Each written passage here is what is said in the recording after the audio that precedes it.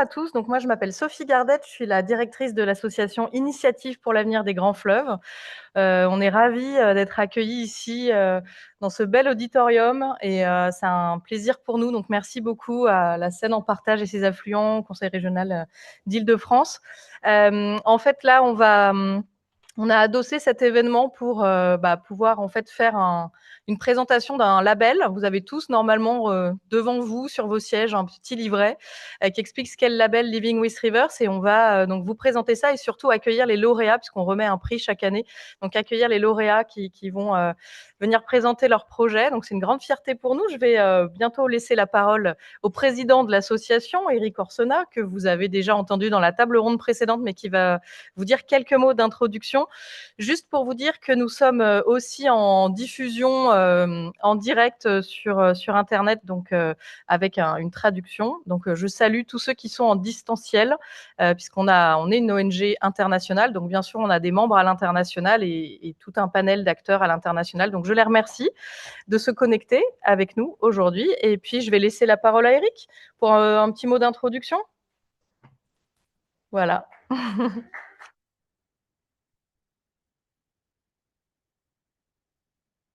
Alors, il faut que ça soit juste un petit mot parce que moi, je peux parler des heures et des heures. Comme vous le sentez, ce n'est pas un sujet qui m'est complètement indifférent. Alors, juste, quand on me demande quel est, en résumé, ce qui m'anime et en gros, entre guillemets, ma morale, c'est le nom d'un bateau, le nom du bateau de Charcot, qui s'appelle le Pourquoi pas. Le Pourquoi pas. Et moi, ce qui me frappe, c'est que des tas de gens, à tous les niveaux, ont compris que c'était un enjeu majeur. Simplement, on ne sait pas ce qu'ils font. On ne sait pas ce qu'ils font. Et que nous, à notre IAGF, ça fait 10 ans maintenant qu'on a créé cette ONG, on est assez au clair de l'importance de l'affaire et aussi qu'il y a des alertes et que c'est dangereux et que parce que les tensions se multiplient, etc., etc., etc. Très bien. On n'oublie pas. Maintenant, on fait quoi? On fait quoi? On fait quoi, nous? Et c'est pour ça que dès le début, avec Elisabeth, on avait mis initiative. Et que font les autres? Et donc, on se nourrit aussi de ce que font les autres, à toutes les échelles. Essayer de voir comment est-ce qu'on pourrait prendre exemple sur les autres, d'abord les connaître, et puis dire, on va essayer maintenant. Donc, le pourquoi pas nous. Donc, cette initiative, c'est le bateau. Ce bateau qui s'appelle le pourquoi pas. Donc, c'est une collection de pourquoi pas.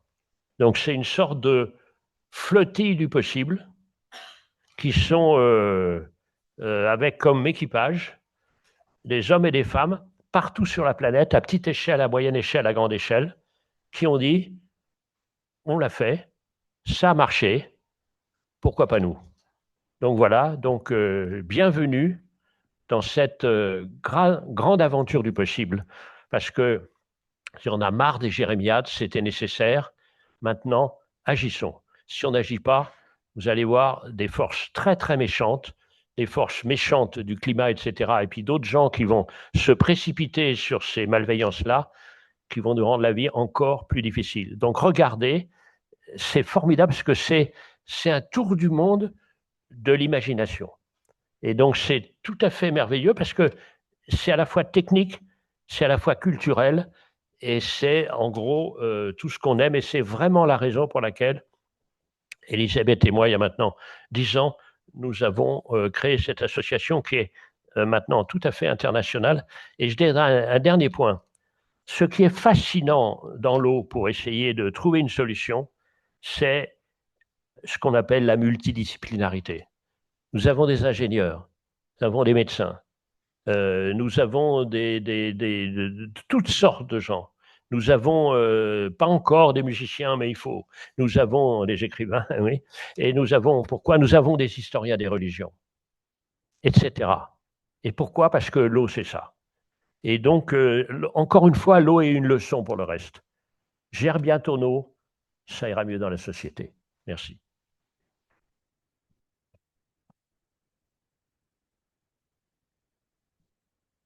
Merci Eric. Donc, avant qu'on rentre dans l'explication du label Living with Rivers, juste quelques mots qui vont, j'espère, pas être redondants avec ce que vous a dit Eric, mais pour présenter notre association. Donc, juste pour vous dire, quand vous entendez IAGF, Initiative pour l'avenir des grands fleuves. Bon, il y a mieux comme acronyme, mais c'est le nôtre. Donc, voilà, quand vous entendez IAGF, c'est nous. Donc, effectivement, comme le disait Eric, l'association a été créée il y a une dizaine d'années, 10 ans même maintenant, presque jour pour jour. Donc par la Compagnie nationale du Rhône, donc qui gère le fleuve Rhône, donc notre siège est à Lyon, et donc par Eric. Et l'idée, c'était vraiment de se dire comment on peut assurer un avenir durable commun pour les fleuves, pour les populations, pour les territoires, les écosystèmes, tout en conciliant les différents usages, on en a parlé tout à l'heure, tout en conciliant les différents usages de façon durable. On a des valeurs voilà, dont on est très fiers, de l'engagement, du dialogue et puis aussi de l'optimisme. Je pense que vous l'avez entendu dans la table ronde précédente, mais ça nous tient beaucoup à cœur de se dire que finalement, pour engager les gens, pour mobiliser les gens, il faut aussi un peu d'émerveillement et de montrer des solutions qui marchent. Et c'est en ça qu'on remercie tous nos porteurs de projets qui nous ont suivis dans l'aventure Living with Rivers. On a 3 leviers d'action. Le premier, c'est produire et partager de la connaissance scientifique avec tout le réseau d'acteurs dont vous a parlé Eric. Le deuxième, c'est de faire du plaidoyer, de la sensibilisation. Donc, on est présent dans des conférences internationales, des conférences locales, régionales, nationales. Et on a aussi envie de transmettre à plein de gens les connaissances qu'on a acquises sur les fleuves et aussi ces solutions. Et donc, le troisième levier, c'est de développer des solutions dans les territoires en se disant que ce qui se passe au Congo peut inspirer ce qui se passe en Colombie, en Bulgarie et un peu partout dans le monde. Et en Afrique, évidemment, on a pas mal de projets aussi labellisés. Tout comme en Asie. On a une approche pluridisciplinaire avec donc ce comité des fleuves dont vous a parlé Eric, avec tout plein de gens qui nous suivent depuis 10 ans et qui font la richesse de notre association. Et je les remercie parce que je sais que plusieurs sont connectés en distanciel. Voilà, je vais pas être plus longue, vous dire qu'on a un réseau de partenaires quand même aussi à l'international sur lequel on s'appuie pour faire rayonner et aussi construire nos projets. Je vais pas être plus longue, je vais laisser la parole à notre secrétaire général, Clémence Aubert, qui va vous parler plus précisément du label Living with Rivers. Merci. Merci Sophie, bonjour à tous. Donc effectivement, je passe. Donc ce label, qu'est-ce que c'est que ce label Living with Rivers? Alors, comme on l'a dit, comme l'a dit Eric, l'ambition de notre association, c'est de passer d'une phase de plaidoyer et de lancement d'alerte sur la situation des fleuves à une vision optimiste, résolument tournée vers l'avenir pour montrer ce qui se passe concrètement dans les territoires et pour finalement mettre en valeur les actions qui sont portées par les acteurs de terrain en faveur des fleuves. Et donc, c'est comme ça qu'est née l'idée de ce label, c'était de mettre en lumière ce qui se fait dans les territoires et qui ont un impact positif sur les fleuves et sur la façon dont les hommes vivent au bord des fleuves.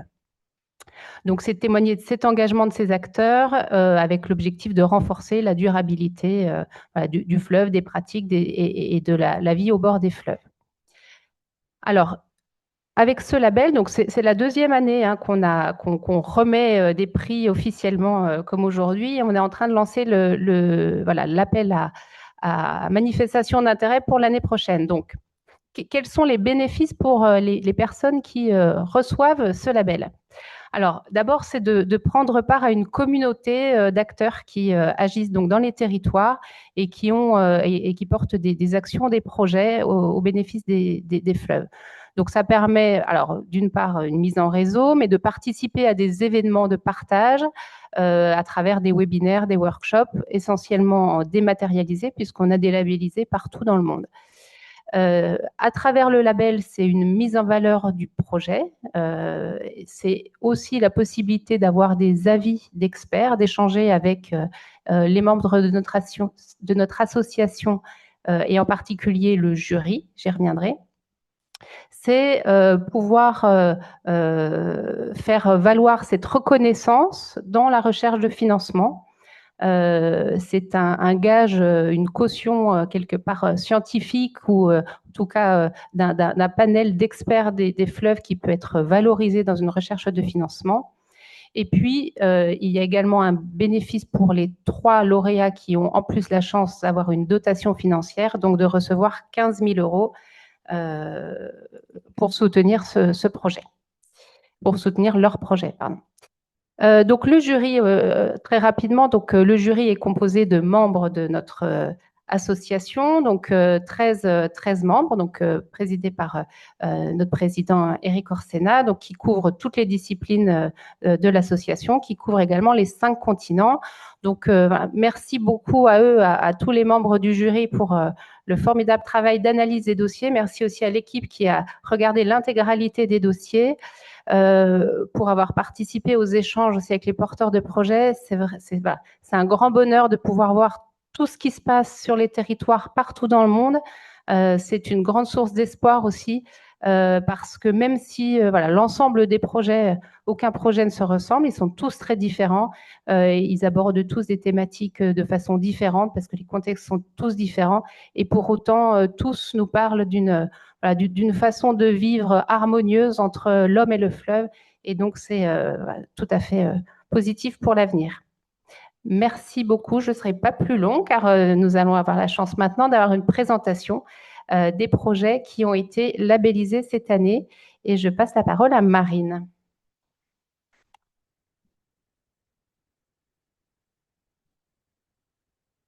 Oui, je reprends la parole juste 2 secondes avant de la laisser à Marine, parce que j'ai quand même oublié de vous dire quelque chose qui peut, sur nos actions, qui est quand même assez intéressant, au-delà du label. On organise une session internationale par an où en fait on fait venir nos experts sur un territoire donné. Donc là, on revient par exemple du Brésil, où on a emmené la délégation de nos experts pour faire une mission terrain auprès des populations locales et travailler avec eux sur des solutions pour une meilleure cohabitation, on va dire, fleuve humain dans un contexte de changement climatique. On était notamment à la COP30. Je lance un appel, mais si un jour la Seine veut qu'on organise quelque chose sur le territoire, on sera ravis aussi de mobiliser nos experts pour une session internationale comme ça. L'année prochaine, on va sur le Mékong, mais pour l'instant, notre carnet de balles est vide pour 2027-2028. Et vous dire aussi, parce que ça peut intéresser les acteurs sur le territoire, que nous avons développé des outils de sensibilisation pour différents publics avec par exemple une fresque des fleuves qui permet de faire des ateliers collaboratifs par petits groupes, soit pour du grand public, des collectivités, des entreprises. Et on vient de lancer aussi un programme qui s'appelle Adopte ton fleuve et qui permet de faire pour les écoles et pour les scolaires des programmes de jumelage et aussi avec des kits de sensibilisation pédagogique pour les enfants. Voilà, donc ça existe en français, mais on fait aussi des jumelages à l'international, entre classes à l'international. Puis on a d'autres outils pour les collectivités, notamment pour les épauler sur les sujets zéro plastique.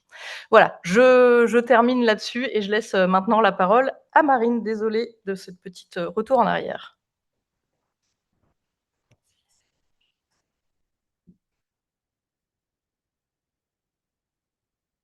Très bien, bonsoir à toutes et à tous, ici et en ligne. Je suis contente de pouvoir donc vous présenter les projets Living with Rivers, donc 2024-2025, donc les projets labellisés, avec du coup cette carte, ce planisphère qui permet de resituer un peu l'ensemble de nos projets labellisés depuis 2 ans. Donc comme vous pouvez le voir, on en a un certain nombre, on en a 78, dont 55% qui sont donc à l'international, avec l'ensemble des continents à l'exception de l'Océanie qui sont représentés. Vous pouvez retrouver toutes les initiatives en détail sur le site internet ou bien également donc dans le petit livret qui a été déposé sur les sièges.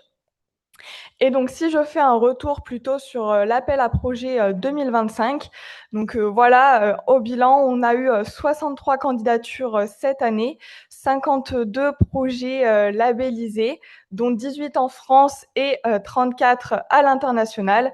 Et comme je le disais, donc une belle représentativité des continents et donc toujours de la diversité et de la transversalité dans les thématiques. Et justement, je vais pouvoir vous présenter quelques-uns de ces projets. Malheureusement, pas tous, parce que voilà, le temps ne le permet pas, mais on va pouvoir en balayer un certain nombre. Donc là, vous avez plutôt des projets qui sont en lien avec la restauration des milieux, la préservation. Donc, par exemple, l'initiative de l'association Le Partenariat au Sénégal, qui œuvre pour une gestion durable des écosystèmes du Delta, notamment avec des actions de restauration de la mangrove. Vous avez également le projet donc de l'association Back to Roots qui œuvre pour la protection environnementale et donc agir en faveur des fleuves, également en lien avec avec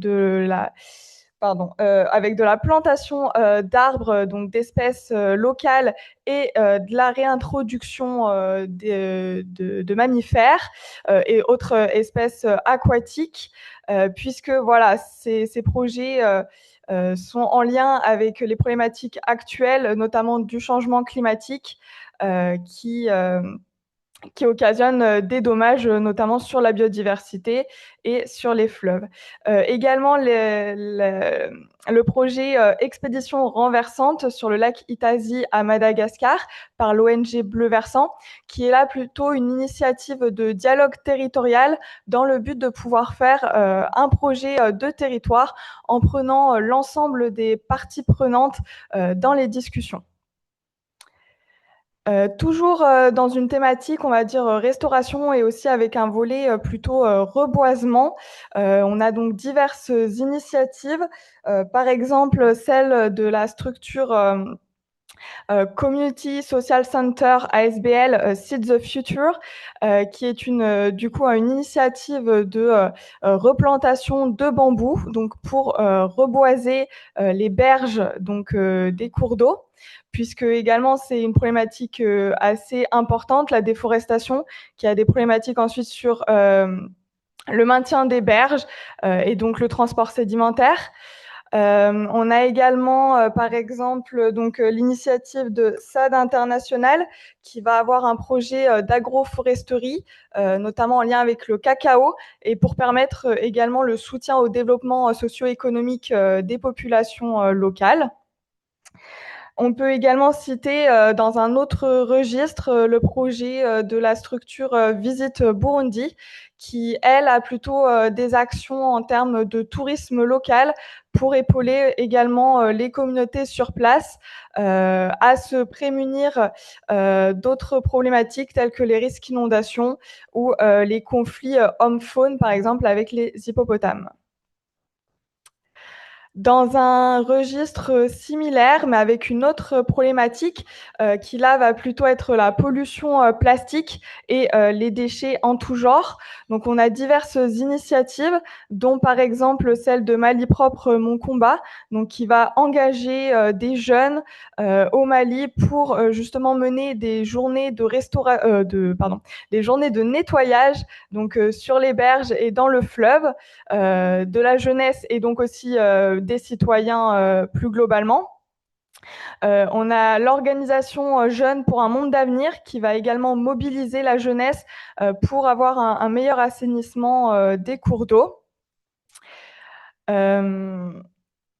Et également donc l'association Afro qui elle va faire qui a eu 2 phases. Donc la première phase c'était donc plutôt de la formation et de la collecte de données et qui aujourd'hui donc passe dans une phase 2 avec de l'analyse de la qualité de l'eau et des formations pour déployer des solutions d'épuration, notamment par exemple avec la plante le moringa. Là, on va plutôt être sur une thématique relative au transport fluvial majoritairement, avec notamment la structure Géry Service qui propose une initiative donc pour améliorer le transport fluvial et côtier, enfin rendre plus écologique ce transport fluvial, notamment pour le transport de passagers, en électrifiant la flotte.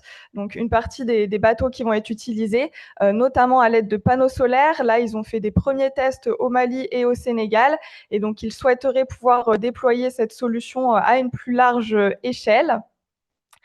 On a le projet de la structure RAV ASBL, pardonnez-moi, je vous citerai pas tous les acronymes, qui là est un projet d'assistance du coup au transport des élèves riverains donc du fleuve Congo, puisqu'il a été constaté de nombreuses problématiques donc pour le transport fluvial des écoliers, avec potentiellement des risques de noyade. Et donc voilà, l'objectif de l'initiative, c'est de pouvoir sécuriser ce transport avec un overboard et une pirogue dédiée.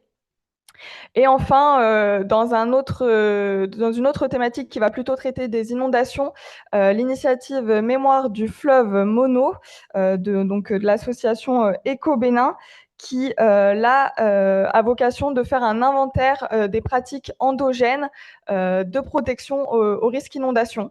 Donc pour partager les bonnes pratiques, et d'ailleurs c'est vraiment tout l'objectif finalement du label, ça permet de faire le lien, c'est de pouvoir s'entraider, se partager les bonnes pratiques et les bonnes solutions à mettre en œuvre. Là, on va être sur différentes thématiques pour le coup.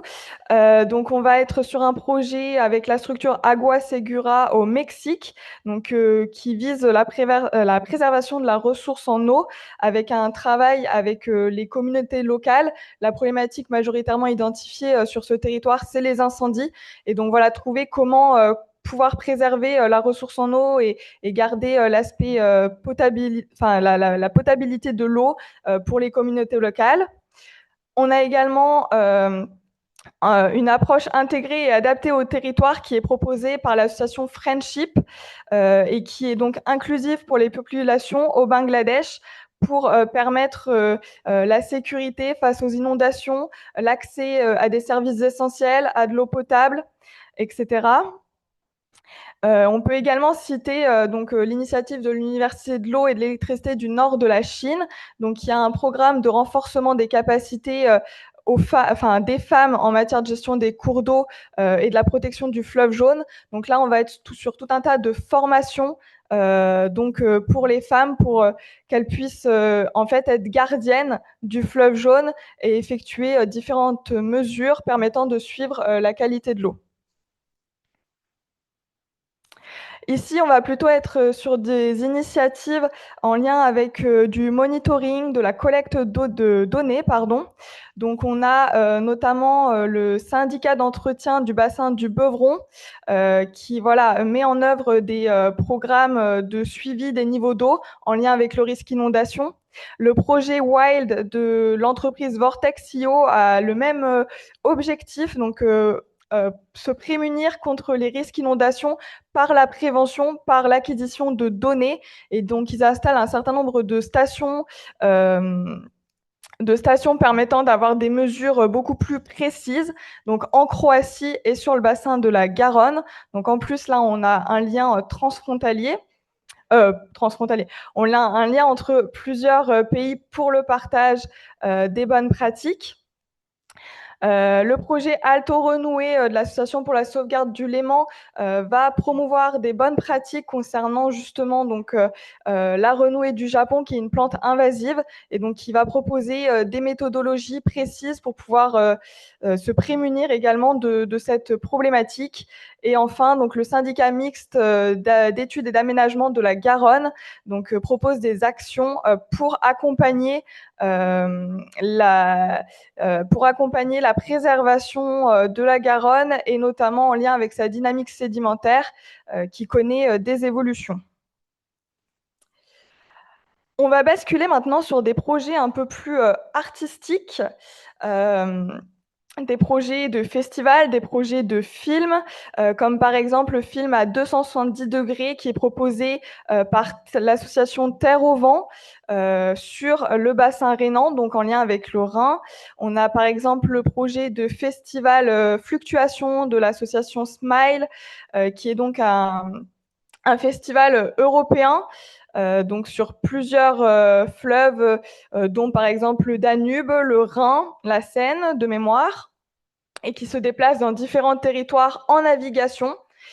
C'est également le principe de l'initiative Bateau Labo, l'appel des rivières, une navigation le long des fleuves européens avec des résidences artistiques. Ou encore, là, on change de continent et on part au Québec avec l'expédition Saint-Laurent, qui est donc une expédition le long de ce fleuve au Québec et au Canada pour lutter notamment contre la pollution plastique. Autre projet artistique, mais aussi éducatif et à viser pour les scolaires. Donc, on a dans un premier temps, par exemple, l'association Novelette qui propose une initiative qui s'appelle Au fil de l'eau de la Loire au Mékong et qui vise à partir de spectacles musicaux et de représentations à faire dialoguer la Loire et le Mékong. On a l'initiative J'adopte un cours d'eau du G3E au Québec qui là fait travailler les scolaires autour d'un programme éducatif sur l'eau et les fleuves. C'est à peu près la même idée de l'association SOS Loire Vivante qui porte Rivières d'images et fleuves de mots avec du coup un appel à candidature artistique chaque année avec l'édition de poèmes et le travail tout au long de l'année scolaire sur la Loire et sur d'autres fleuves également. Enfin, je crois qu'on arrive au terme des projets, aussi beaucoup, et ça s'est vu tout au long d'ailleurs de la présentation, beaucoup de projets d'engagement citoyen, d'ateliers, de réflexion, d'éducation également. Notamment par exemple les ateliers avec l'atelier international pluridisciplinaire aux sources du Grand Jardin séquanien qui nous a été présenté juste avant. Également par exemple l'initiative de l'association Cap sur le Rhône, donc à l'écoute du Rhône et de la Saône, qui est un projet de podcast qui sera réalisé en lien avec des scolaires et du grand public. On a également, par exemple, donc la structure Maison de Loire en Anjou qui propose une maison 100% Loire et fleuve. Donc là, c'est un parcours pédagogique sous forme d'exposition, donc sur la Loire, et qui a vocation à se développer avec d'autres propositions artistiques. Ou encore le syndicat Eau et Rivières de Bretagne qui va chercher un engagement citoyen des riverains des petits cours d'eau bretons à travers des campagnes de sensibilisation et de communication. Voilà pour l'ensemble des projets, pour un rapide tour d'horizon des projets 2025. Et bien sûr, pour avoir plus de détails, je vous invite à vous rendre sur le site internet ou à consulter le livret. Et on reste à disposition pour répondre à d'éventuelles questions. Merci.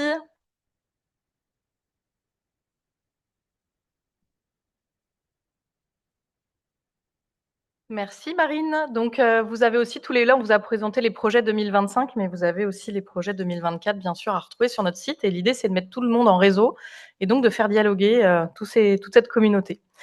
On va passer maintenant au moment de célébration. Et pour ça, je vais appeler Gilles Mulhauser, que vous connaissez déjà pour ceux qui ont suivi la table ronde tout à l'heure, qui est membre de notre jury. Bienvenue Gilles.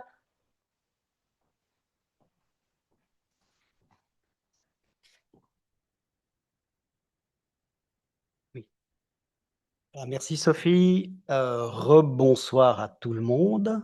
Cher public, merci d'être encore avec nous pour ce moment qui va normalement lever le suspense. Chère Elisabeth, cher Eric, chers membres du jury qui sont en fait en vision ou en digital à distance, mais qui ont travaillé au choix évidemment de ces lauréats. Il me revient, et j'en suis très honoré, en fait, de prononcer les 3 lauréats, et encore, en fait, un coup de pouce, puisque le jury n'a pas réussi à se fixer seulement sur 3 projets. Et je vais commencer, d'ailleurs, c'est aussi l'occasion de remercier les membres du secrétariat, en particulier Sophie, Marine, Clémence et Jessica, pour l'excellent travail, évidemment, de pré-tri. 58 projets, vous imaginez bien que pour les honorer et les lire dans le détail, c'est un gros travail. Donc, merci vraiment au nom des membres du jury pour ce pré-travail qui nous a bien facilité la chose. Donc, pour procéder, on va appeler chaque lauréat pour lui-même, qui va nous faire une présentation de son projet. Le premier projet que nous avons choisi d'honorer, c'est un projet qui s'occupe des rivières de Sofia. Donc, vous l'avez deviné, c'est en Bulgarie. L'association qui est honorée, c'est The Collective Foundation. Et la personne qui les représente aujourd'hui, mais qui est aussi le grand initiateur de tout le projet, c'est Martin Yankov. Et nous avons été particulièrement impressionnés par l'effet multiplicateur de ce projet. Donc, bravo pour ce travail. On lui laisse présenter, j'imagine, le projet, et on fera la petite remise de prix tout à l'heure. Martin, bravo, congratulations.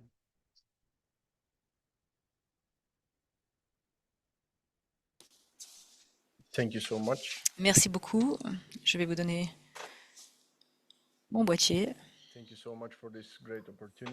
Bonjour, merci de m'avoir donné cette opportunité. Merci à M. Orsen et Christine pour cette initiative. Ce que vous faites est vraiment formidable. Et je suis ravie de voir autant de personnes enthousiastes à travers l'Europe qui travaillent sur la valorisation des fleuves. J'essaierai d'être bref et succinct et de vous présenter 6 années de travail en 5 minutes de présentation. Je m'appelle Martin Yankov, je suis paysagiste et je suis fondateur de The Collective Foundation, fondée en Bulgarie. En tant que paysagiste, j'ai rapidement compris l'importance des fleuves et des rivières comme étant un atout important pour l'urbanisme. Et il n'y a rien de plus important que le fleuve urbain. C'est plus important que la rue principale ou que tout autre élément de l'urbanisme. En effet, c'est sur les fleuves urbains que la civilisation a commencé. C'est le lieu de socialisation, c'est le lieu de rencontre avec la nature. Pour être paisible, c'est des aires de jeu pour les enfants, c'est un endroit pour la biodiversité, pour avoir un grand bol d'air frais. Et en fait, on ne peut pas vraiment se voiler la face étant donné l'importance des fleuves. Toutefois, dans de nombreuses villes, notamment à Sofia, en Bulgarie, les fleuves urbains sont négligés. Nous n'avons pas un fleuve comme la Seine ou comme la Tamise ou comme les grands fleuves de Berlin ou de Rome. Néanmoins, dans notre capitale, il y a donc 33 rivières. En effet, Sofia est traversée par 33 rivières. Mais malheureusement, la plupart de ces rivières sont des tout petits ruisseaux qui sont extrêmement pollués avec des rejets d'eau usée, très mal gérés. Cela existe depuis des décennies. Maintenant, il y a une légère amélioration. Donc, en tant qu'individu, je ne pouvais pas tout changer tout seul, mais petit à petit, des personnes nous ont rejoints pour mettre en place ce changement. C'est ainsi qu'a été créé notre collectif. Grâce à la mise en place de partenaires stratégiques, nous avons décidé que nous pourrions vraiment faire changer les choses. Voilà comment tout cela a commencé. En 2020, nous avons eu le premier festival qui s'appelle Rivers of Sofia, les rivières de Sofia. Et même avec un petit budget, nous avons réussi à réunir beaucoup de parties prenantes autour d'une seule et même table pour parler de la thématique des rivières de Sofia. Donc, pendant le premier festival, nous avons attiré une trentaine de partenaires et nous avons pu donner vie aux rivières. Et, année après année, nous avons donc commencé à attirer des experts qui connaissaient les problèmes et qui pouvaient également proposer des solutions. En effet, au début, on a une approche un peu infantile. On rêvait de changer les rivières, mais on ne savait pas ce qu'il fallait faire. Donc, petit à petit, nous avons commencé à regarder les problématiques en face et à voir quelles sont les solutions que l'on peut mettre en place grâce à des mesures qui sont atteignables. Et petit à petit, on a attiré de plus en plus de monde. Et ensuite, Rivers of Sofia, ce festival, est devenu un événement qui a remporté un franc succès.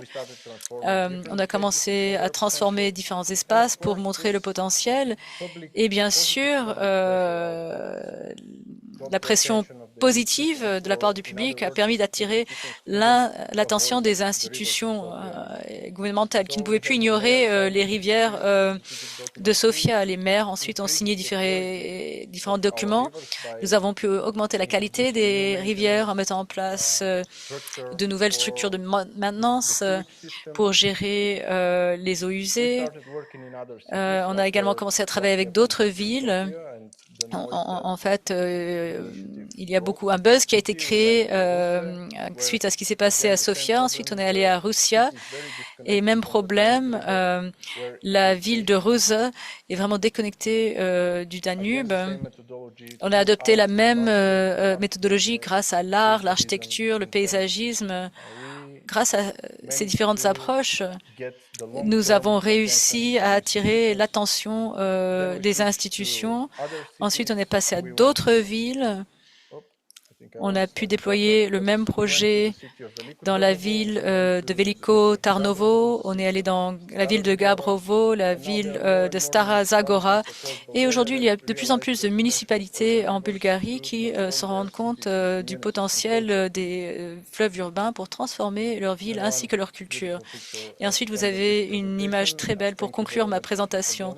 Sur ce, je vais m'arrêter. Merci une fois de plus pour ce privilège que vous nous faites. Et si vous souhaitez suivre les actions de notre fondation, n'hésitez pas à aller sur le site internet ou à flasher ce code QR. Je voulais vous dire juste un petit mot. Une dame, elle ne le sait pas encore, mais on va lui dire. Une dame qui est notre inspiratrice. Une grande dame. Une philosophe. Sylvie Vartan.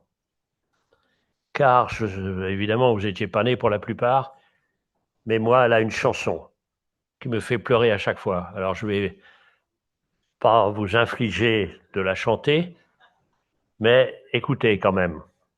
La Maritza, c'est ma rivière, comme la Seine est la tienne, mais il n'y a que mon père maintenant qui s'en souvienne.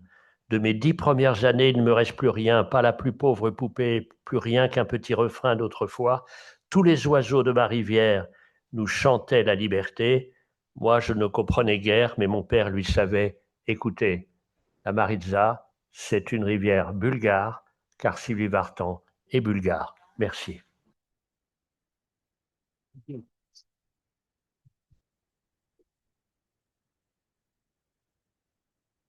Dans le micro. Voilà, on remet le Thank you. le logo fait exprès pour faire. Bravo. Encore.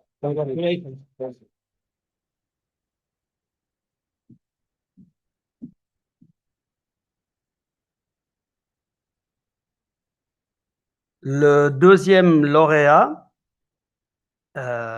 concerne la protection des sources d'un bassin versant en Colombie. Elle a été proposée par l'association Chendukua et les deux représentantes qui viennent nous en parler aujourd'hui sont Lise Fabreau et Pauline Tiernou. À vous, Lise et Pauline.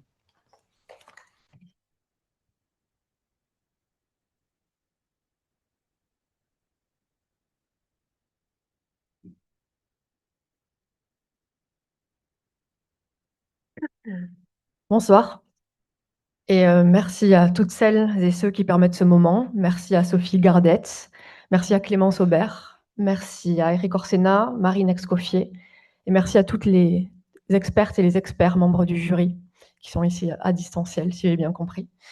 Depuis 28 ans, avec Chendukua, nous travaillons avec 3 peuples autochtones de Colombie, situés dans la Sierra Nevada de Santa Marta, avec les Wiwa, les Kogi et les Arhuaco, au service de celles et ceux pour qui la terre, l'eau et la mémoire du vivant ne sont pas des concepts, mais une part d'eux-mêmes, une extension de leur propre corps, une responsabilité, un engagement qui guide leur conduite. Et c'est leur voix que nous souhaitons faire entendre ce soir.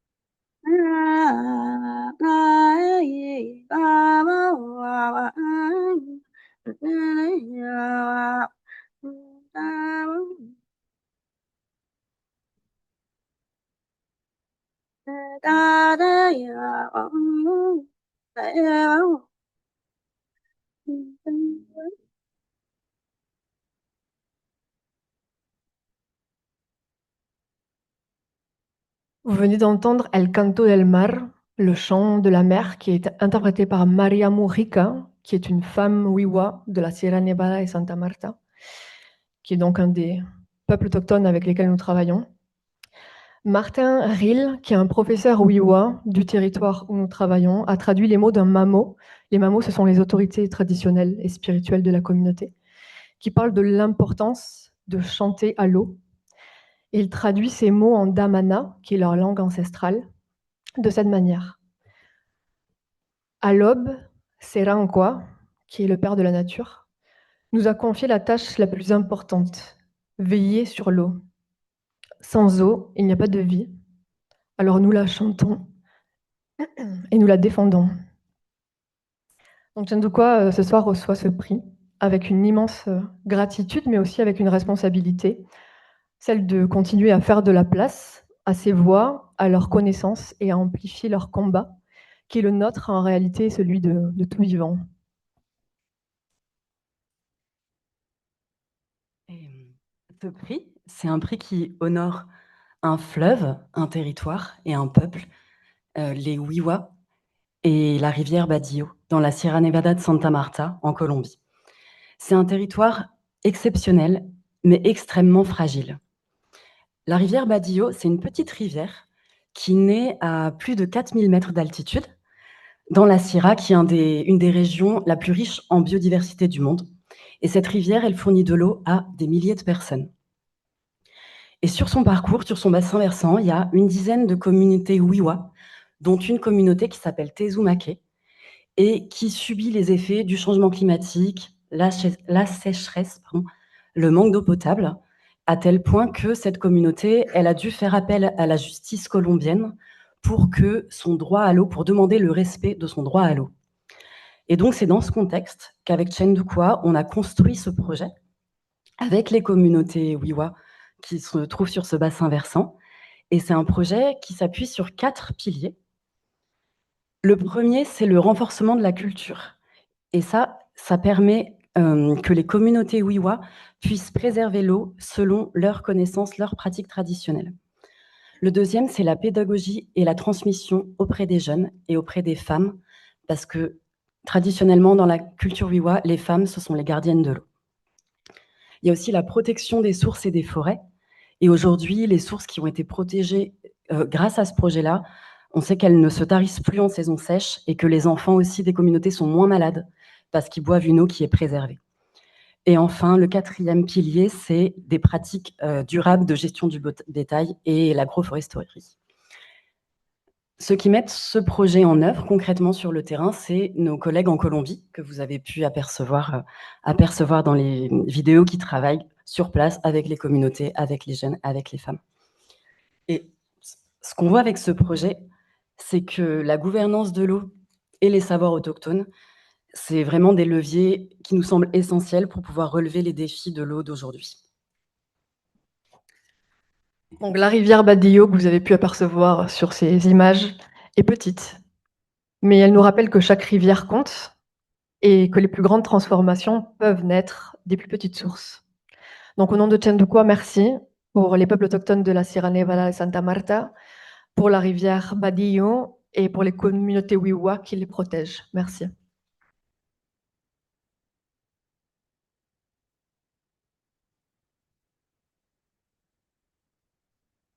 C'est trop bien. Le problème des Suisses. Merci. Voilà, juste pour vous dire que IAGF est très sensible à la protection des châteaux d'eau. Je ne parle pas de la Suisse, je parle aussi du Fouta Djallon. Et là, c'est un tout petit château d'eau qui est un bijou qu'il faut absolument préserver. Voilà, et on arrive au troisième lauréat qui est mentionné ici. Donc, on part dans le bassin versant du fleuve Congo. L'association qui est honorée est l'association Potamay. Et la personne qui représente l'association, excusez-moi, c'est Maguelone Labello Chevalier. Voilà. Cher Maguelone, merci. Et là aussi pour IAGF d'avoir un projet qui présente des solutions sur le plan de l'énergie pour les communautés défavorisées au niveau rural est aussi une chose importante. Bravo.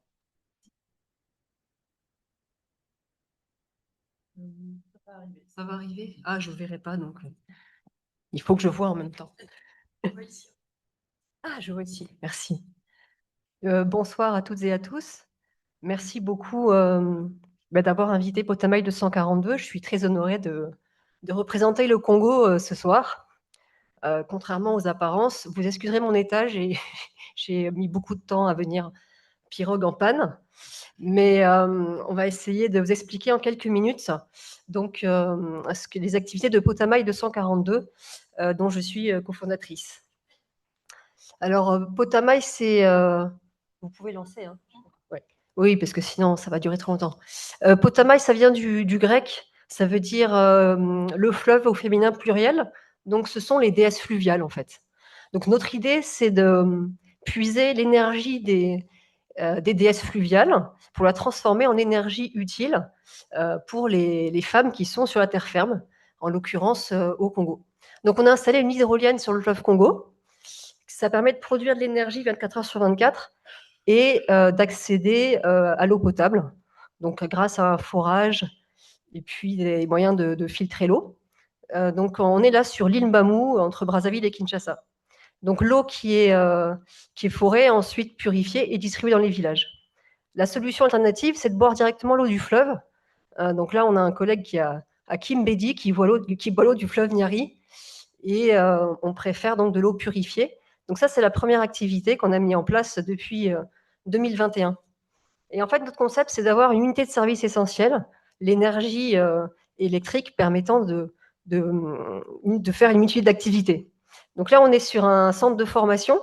Donc dans notre unité de service essentielle, on a à la fois de l'eau potable, des formations en couture, coiffure, artisanat ou autre, et ce qui permet donc aux femmes des villages de trouver de l'emploi localement.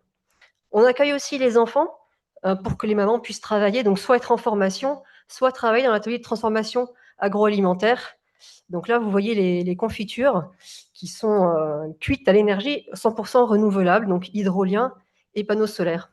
Ça permet d'avoir des revenus complémentaires pour les femmes du village et puis d'éviter aussi le gaspillage, la perte des récoltes. Parce qu'au Congo, on peut avoir un congélateur pour 15 000 habitants. Donc évidemment, ça fait beaucoup de manque pourri. L'énergie permet aussi de soutenir les agriculteurs et de faire du pain. Donc forte demande des villageois de l'île Mbamou. Compliqué au niveau de l'énergie. Hein, le four, là, il mange 4 kilowatts. Donc il faut les fournir. Mais ça permet de livrer le pain le matin. Alors, nouvelle activité aussi, c'est d'accueillir les enfants pour des projections de dessins animés et des journées culturelles avec des artistes qui viennent de Brazzaville. Et donc, toutes les images que vous avez vues, là, c'est sur le site prototype de l'île Mbamou. Et maintenant, on est en train de diffuser ça ailleurs au Congo. Donc, on a 2 sites qui sont en construction dans la zone sud. Là, c'est l'arrivée du matériel à Kibangu. Donc, on est à 600 km de Brazzaville. C'est un gros défi logistique et on est en train de travailler avec les collègues pour maintenant se fournir avec des équipements qui viennent principalement du Congo. Et là, cette hydrolienne que vous voyez a été construite au Congo. grâce au plan de David Adrian de la société L'Aquafil. Alors évidemment, c'est facile à construire, c'est moins facile à décharger. Là, on est dans on avait une grue pour la faire monter sur le camion, c'était à la main pour la faire descendre. Donc on félicite madame Marel et son treuil. Et là, c'est tous les jeunes du village qui poussent l'hydrolienne pour la mettre à l'eau. Et ça a été mis à l'eau en septembre et on attend de la connecter à ce bâtiment qui s'appelle Unité de service essentiel. Donc la connexion devrait se faire en décembre. Là, vous avez l'hydrolienne qui tourne. Donc j'aimerais revenir un peu sur cette technologie parce que c'est simple. C'est comme une grosse dynamo de vélo, mais dans le fleuve. Et ça permet d'avoir donc de l'énergie non intermittente. Si on est sur une rivière, il n'y a pas de courant de marée, donc c'est un courant qui coule toute la journée, toute la nuit. Et on a travaillé avec ce modèle d'hydrolienne parce que la turbine est relevable. Donc là, c'est ce que l'équipe est en train de faire avec des winches de voilier. On relève le mât et vous allez bientôt voir apparaître les pales.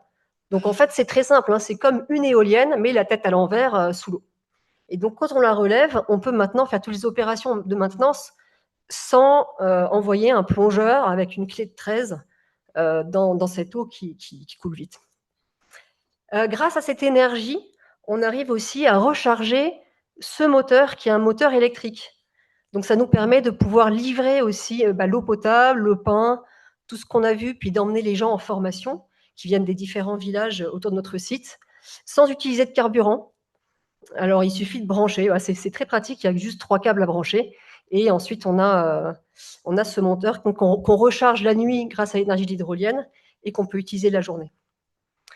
Et là, on voyage un petit peu plus. On est sur le 3e site à Kimbedi. Nos bâtiments qu'on appelle USE sont construits en briques, en terre compressée. Donc, on travaille sur des matériaux locaux et qui permettent d'être produits sur place et d'embaucher localement. Pour nous, les mots-clés, en fait, c'est autonomie en énergie et autonomie en nourriture, puisque l'énergie permet de conserver les productions agricoles. Voilà, donc ça, c'est l'équipe du chantier de construction de Kimbedi. C'est notre 3e site qui sera mis en service normalement courant 2026.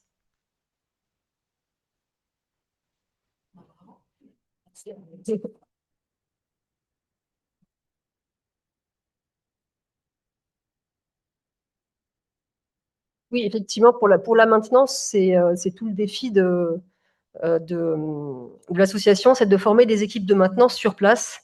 Et la première hydrolienne fonctionne depuis 2021. On a connu toutes les pannes possibles. Et la bonne nouvelle, c'est que ça a toujours été réparé localement, éventuellement avec un appui technique via WhatsApp, mais toujours par l'équipe locale. Donc c'est normalement quelque chose qui va durer au moins 20 ans, voire 40.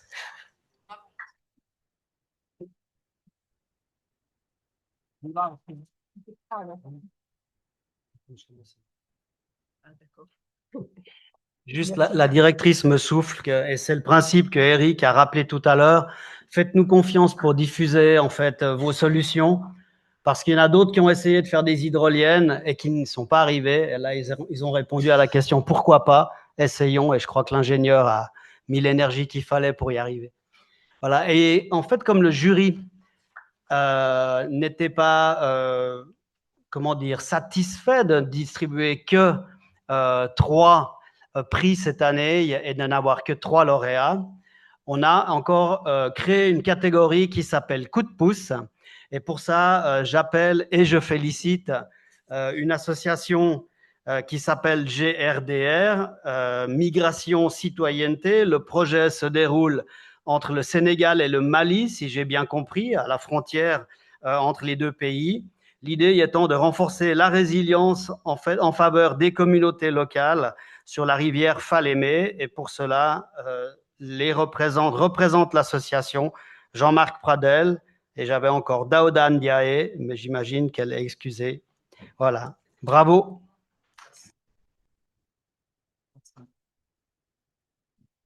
Pardon, c'est moi qui me trompe. Oui. Vous êtes Daouda Ndiaye. Je suis Daouda Ndiaye. Oui. Excusez-moi.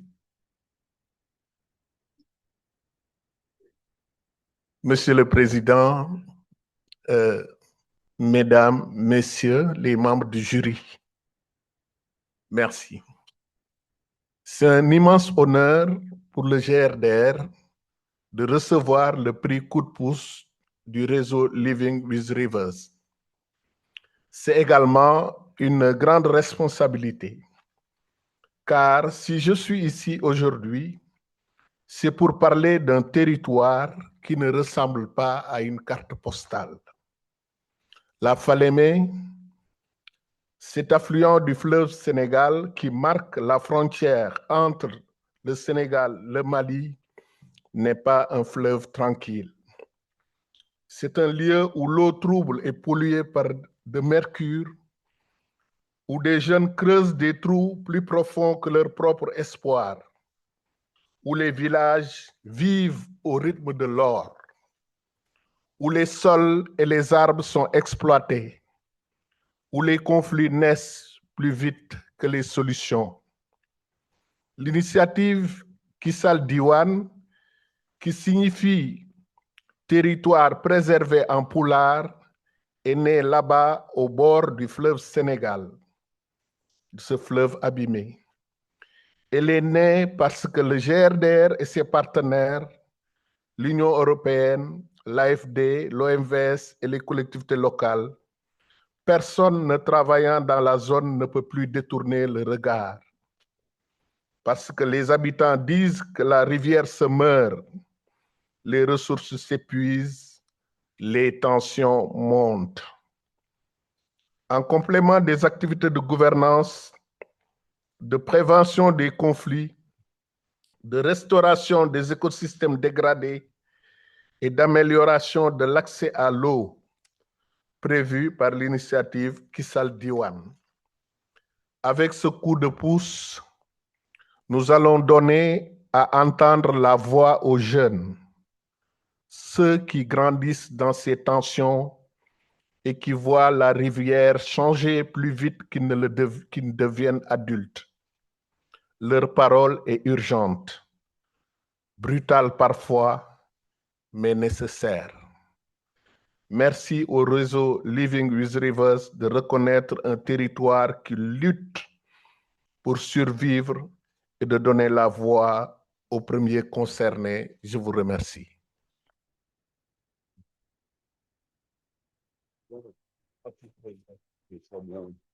Et merci à Daouda qui est un poète et qui dit les choses d'une manière très douce. Juste un mot, la Falémé, c'est aussi la frontière entre le Sénégal et le Mali.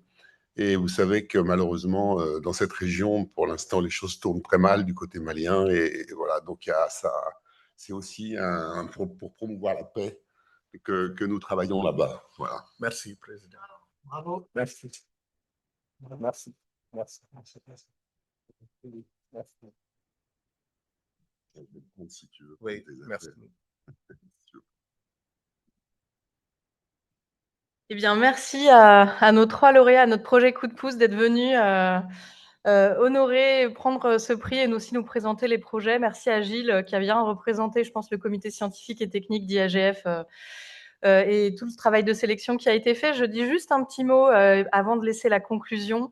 Juste un petit mot pour dire que ces trophées ont été faits par Yves Perraudot de Arf Création, avec du bois de bord de rivière et des pierres retrouvées dans la rivière. Donc je le remercie pour ces beaux trophées. Et on fera d'ailleurs une photo à la fin, mais je laisse la parole à la conclusion.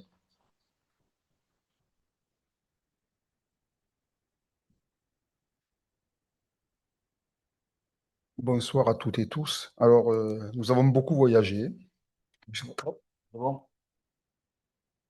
entendu de belles paroles, de beaux mots.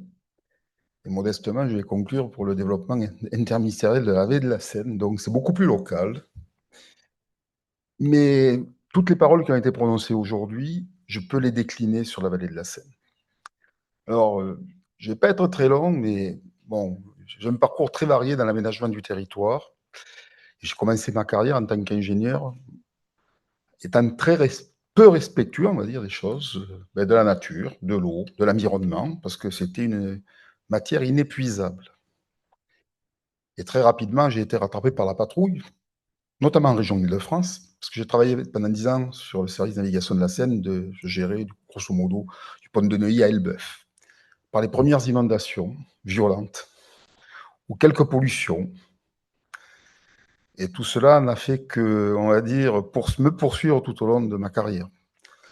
Et ma carrière, je l'ai poursuivie en faisant de gros ouvrages d'art ou de gros aménagements urbains, mais in fine, en tenant compte de ce qui était devant nous, c'est le changement climatique, on va dire le bouleversement climatique, et on s'aperçoit finalement que toute la matière qui fait notre vie, l'eau, vous l'avez dit, hein, l'eau, sans l'eau, il n'y a pas de vie. Mais l'eau, ça apporte aussi parfois la mort. Je l'ai vécu dans certains secteurs, dans les Alpes-Maritimes, à 2 reprises et violemment. Et in fine, lorsque vous mettez face à cette violence de l'actualité, de ce bouleversement climatique, face à notre modèle, et moi je suis fonctionnaire, donc on a un modèle, vous apercevez que c'est compliqué de changer la focale. Compliqué de dire, là peut-être on a fait des erreurs, compliqué de dire on revient en arrière. Et aujourd'hui, je me retrouve donc délégué interministériel au développement de la vallée de la Seine, je vais être très court, je redécouvre ce territoire 27 ans après. Et de loin, c'est le même. Mais lorsque je plonge dans le territoire, lorsque je maille ce territoire, je m'aperçois que le changement climatique est là, l'adaptation au changement climatique est une obligation. Tout ce qu'on avait promis, tout ce qu'on avait envisagé il y a 20-30 ans pour changer le modèle, on l'a fait, mais à une vitesse, en disant on aura le temps, toujours demain, toujours demain. Et ce chamboulement, aujourd'hui, vient se confronter à d'autres chamboulements qui sont géopolitiques, géoéconomiques. Nous devons réindustrialiser, nous devons nous protéger, donc réarmer. Nous devons améliorer, on va dire, et muter nos industries, quand on n'a pas désindustrialisé, donc il faut muter. Et donc tout cela nous amène au thème d'aujourd'hui, c'est la conciliation des usages. Et alors quand on le dit comme cela, ça va très bien. Mais la grosse difficulté, c'est de mettre, et vous l'avez très bien dit, tout le monde autour de la table. Et le résultat, parce que ça c'est dans mon ADN, j'ai la culture du résultat, ne peut fonctionner que si on n'oublie personne et aucune des composantes de l'aménagement du territoire. Aucune des composantes. Sinon, vous êtes rattrapé par la patrouille. C'est dur à dire, mais c'est ainsi. Et je terminerai là-dessus. Ma préoccupation première aujourd'hui, après 40 ans, on va dire, d'expérience professionnelle, c'est tout ce qu'on savait. Aujourd'hui, il faut le faire, mais il faut aller très vite. Et on n'a pas d'argent. Et donc, on voit qu'il y a des petites actions qui sont, on va dire, très illustratrices de certains territoires. Mais le vrai sujet, si on veut s'en sortir, je pense que c'est tous ensemble, dans la conciliation des usages, ça a été très bien dit par notre collègue suisse, parce que j'étais préfet du Jura. Donc, vous voyez, j'en connais quelque chose. Si vous voulez, on peut parler également à quoi sert l'eau pour les Rhodaniens qui viennent, voilà, des glaciers suisses. Ça a fait l'objet de longues discussions. Le prix de l'eau également. L'eau, il est payé inépuisable. Donc, il faut la faire payer. Il n'y a plus d'eau gratuite. Voilà. Et concrètement, au bout de ça, il y a énormément, pour faire écho à votre association, M. Orsena, d'initiatives qui sont le long de la Seine, quel que soit l'objectif recherché. Et la difficulté, c'est de les faire, connaître, travailler ensemble. Et troisièmement, c'est ma conclusion, avoir envie de créer ce qu'on appelle une communauté, un collectif de travail. Parce que derrière, qu'on le veuille ou non, et je reviens sur la Seine, la vallée de la Seine, c'est l'histoire, c'est notre patrimoine, c'est la nature. Si on veut parler culture, ce sont les impressionnistes, parce que l'impressionnisme, où que vous alliez, on ne parle que de la Seine. On parle du Havre, dans l'impressionnisme, alors que tout le monde parle du Havre comme un port, et c'est le port qui relie à Paris.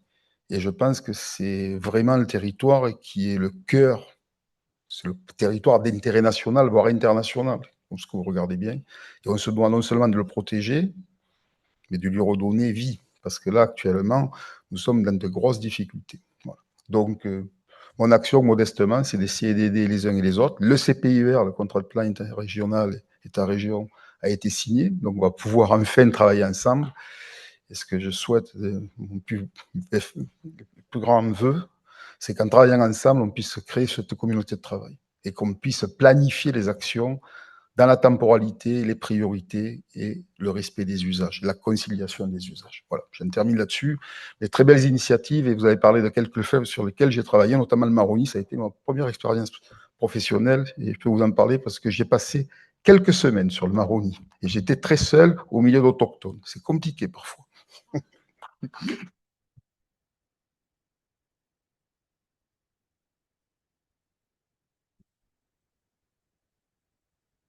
Eh bien, quel après-midi! D'habitude, dans les colloques, on passe du yaka au faucon. Et cet après-midi, moi, j'ai entendu beaucoup d'acteurs qui sont venus échanger sur ce qu'ils font, sur ce qu'ils préparent, sur ce qu'ils souhaitent faire ensemble. Et au-delà les incantations ou les bonnes intentions, j'ai vu des femmes et des hommes engagés. Et je me dis que depuis les un peu plus de 20 ans que notre association La Seine en Partage existe, c'est peut-être l'un des marqueurs de toujours essayer d'être, non pas des commentateurs, mais des acteurs. Des acteurs d'un bassin. L'objet de notre association, c'est de réfléchir depuis les sources jusqu'à l'estuaire de la Seine, dans les nombreuses dimensions qui sont celles d'un écosystème, et puis d'usage, c'est un peu la thématique d'aujourd'hui, d'usage au pluriel, d'usage avec beaucoup de pluriel, d'usage que l'on redécouvre parfois, que l'on se réapproprie et qui doivent réussir à se combiner, à se respecter, à se compléter, et toujours en respectant le monde dans lequel nous vivons. Aujourd'hui, pour la première fois, je crois, nous avons pris beaucoup de distance avec la Seine. Et le colloque était intitulé La Seine et des hommes. Je crois qu'en fait, nous avons très largement dépassé ce cadre pour parler des rivières et des hommes. Il y a des femmes et des hommes engagés dans leur territoire. Moi, je suis un élu local. Je suis maire de Montereau, là où Lyon rencontre la Seine. Je dis là où ils se rencontrent, parce qu'on dit que Lyon se jette dans la Seine, et nous savons évidemment que c'est l'inverse.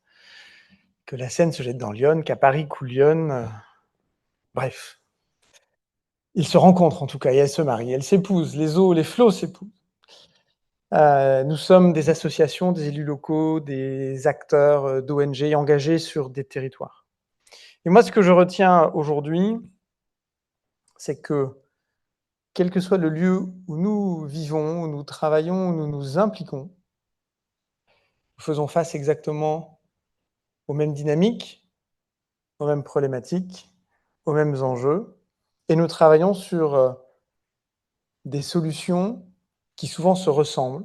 Elles sont adaptées aux lieux dans lesquels on les implémente, mais qui souvent se ressemblent. Et ce que j'ai vu aussi, c'est qu'au cœur des solutions, il y a d'abord des femmes et des hommes qui s'engagent.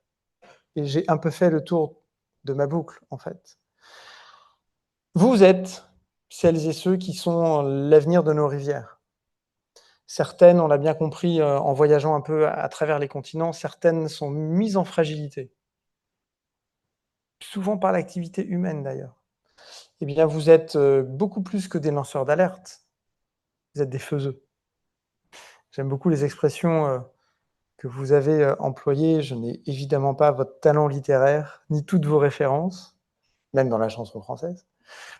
Mais évidemment, on partage beaucoup, cher Eric, sur le comment on doit s'impliquer, sur le comment on doit faire, et sur l'idée qu'il faut peut-être pas parler trop, mais il faut surtout faire beaucoup. Alors moi, je ne sais pas conclure une réunion comme cet après-midi, parce que j'ai l'impression que c'est à nouveau un point de départ pour beaucoup d'entre nous, pour beaucoup de projets, pour beaucoup d'actions. Et nous n'avons pas le syndrome de la réunionnite aiguë à La Seine en Partage, donc on ne se retrouvera pas demain pour le colloque suivant, mais l'année prochaine, et peut-être pour faire un point sur ce qui s'est dit aujourd'hui et se projeter encore dans un avenir que nous travaillons tous, que vous travaillez tous, à rendre plus responsable et plus durable, parce que là sont les enjeux fondamentaux, de permettre aux jeunes générations d'aujourd'hui de pouvoir continuer à vivre sur une planète qui sera en capacité de les accueillir. On peut tout cramer. On peut tout cramer. Je pense que les femmes et les hommes de notre planète, et parfois quelques-uns d'entre eux seulement, sont en capacité de faire disparaître un certain nombre d'êtres vivants, et notamment les êtres humains de notre planète. Et notre responsabilité à nous, c'est de faire en sorte que cela n'arrive pas, et que, au contraire, on inverse un peu la tendance, et que les jeunes d'aujourd'hui puissent vivre sur une planète accueillante demain. Merci beaucoup, je crois que la soirée va continuer. Merci infiniment à toutes et à tous de votre participation active. Vive la Seine, évidemment, mais vive toutes les rivières du monde, source nourricière, source d'inspiration aussi, et enchanteresse de nos bonheurs futurs. Merci.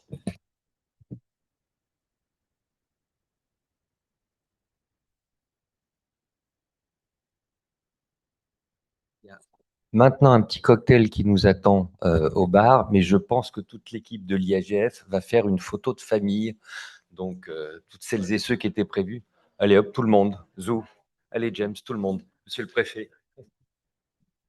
Mais en tout cas, merci à la région, à Monsieur Chéron, Monsieur Castel pour votre accueil et vos mots de conclusion, effectivement. Et merci à nos sponsors, j'en ai pas suffisamment parlé, la Compagnie nationale du Rhône, le groupe VICA, qui permettent d'épauler tous ces projets de territoire. Merci à tous et on passe à la photo. Et à bientôt pour ceux qui sont en ligne. Vous profiterez pas du cocktail, mais buvez un verre à notre santé. Merci.